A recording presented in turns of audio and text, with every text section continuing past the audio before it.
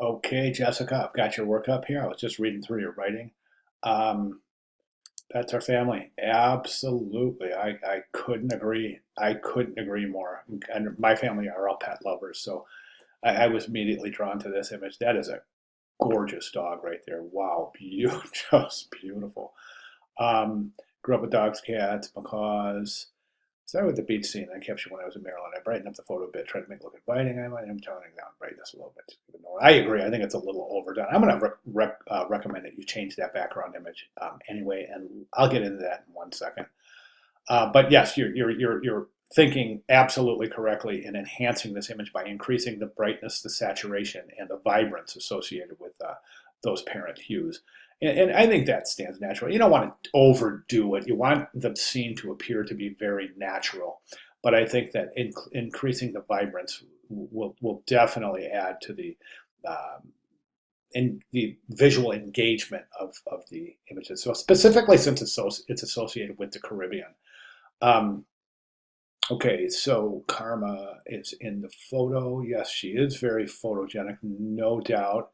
Want to look like we accept all breeds, not just some. And that's smart. That's good thinking. That's good foresight because I definitely agree. Because the first time I see any kind of pet friendly anything, I think, okay, is it really pet friendly? Or are you talking about little tiny lap dogs? Because I've got a 90, 85 pound Staffordshire pit bull mix, and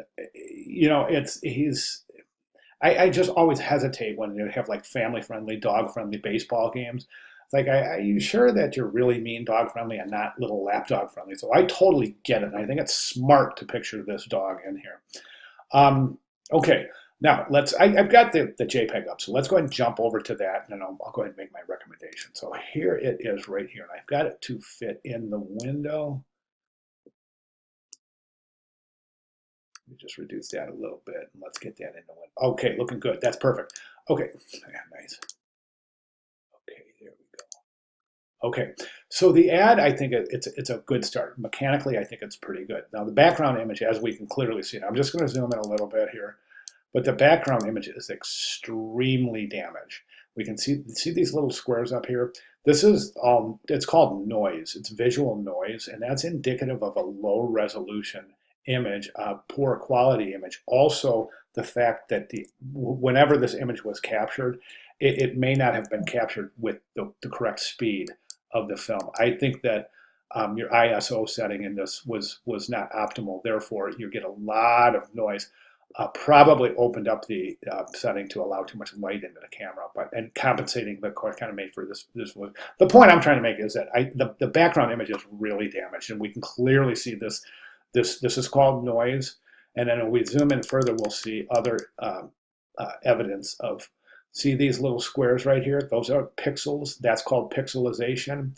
And then over here, like right over here, where these changes in color, that's called compression artifact. And again, that's indicative of low quality image. If you want to jump over to the announcements area and read this announcement right here with the images, it's called pixelization and compression artifact. And this is in the week 2 checking in. So you want to go through this and read through this, and it'll teach you all about pixelization and compression artifact. And we don't want that in the images. So again, this being a very damaged image would preclude you from from placing this image in your student portfolio because A, it won't print, B, portfolio reviewers and hiring professionals when that time comes will be all over the quality of the images used in your portfolio. For that reason, I highly, highly recommend changing that background image. The dog itself looks like you could increase the tonal distribution. I'm just seeing, I think we could get a little bit more detail in the eyes. And this area here, right here, is just almost pure black. So we run an adjustments level on here and bring out some of the detail, specifically in the shadow areas with the German Shepherd, with Karma. All right, as far as the page mechanics itself goes, I would think this would, mechanically, I think that the ad will go like this. And if you go to the course announcements and take a look at all of these examples, these are all excellent examples, and they all share a few things in common. The logo placed in the lower right-hand corner is a great exit strategy. That's where the viewer leaves the page anyways. As we start here, read from left to right, top to bottom, this is typically the place where a viewer will leave a composition. So we can reinforce the branding of the client by placing the logo right there. Over here, I would include the contact information, because right now you're saying call us today, but you have that grouped with the contact information.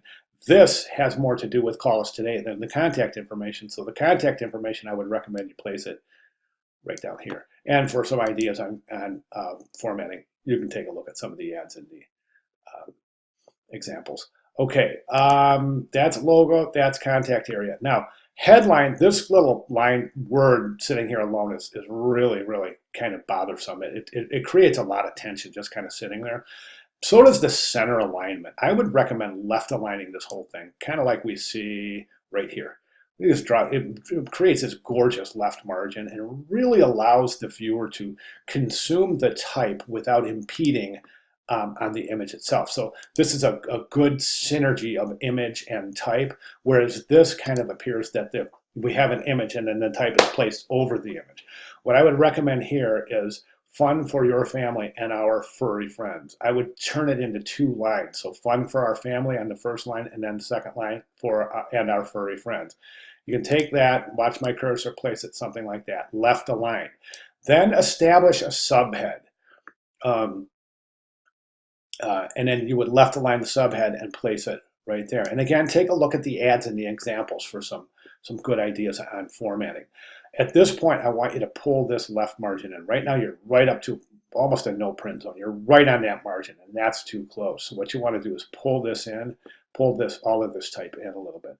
What I would recommend doing is this. So you have headline, subhead, then take all of this type here, and this type here, and this type here, and combine it all into a brief paragraph describing Amethyst Bay and the promotion. So whatever verbiage you can come up with, just try to combine all of those into one paragraph where you're combining a little bit of information on Amethyst Bay along with the dog promotion for the weekend. So the final configuration would be, actually that headline would be a little bit higher. So headline, okay, left align, subhead, these are all left aligned, then paragraph of body copy, all right?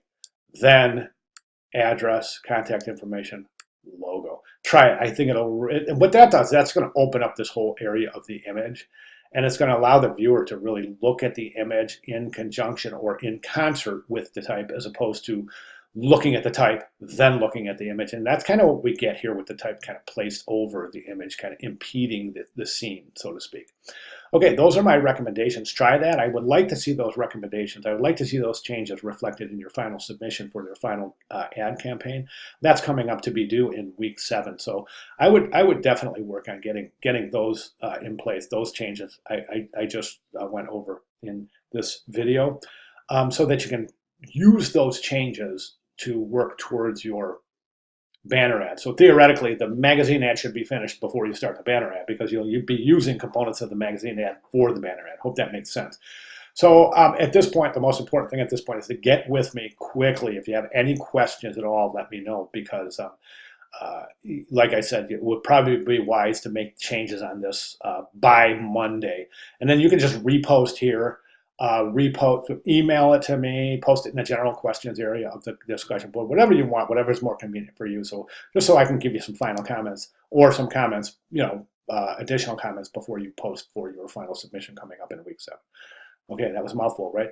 All right, good job, good start. And again, most important thing right now is to get with me if you have any questions at all, all right? Thank you very much.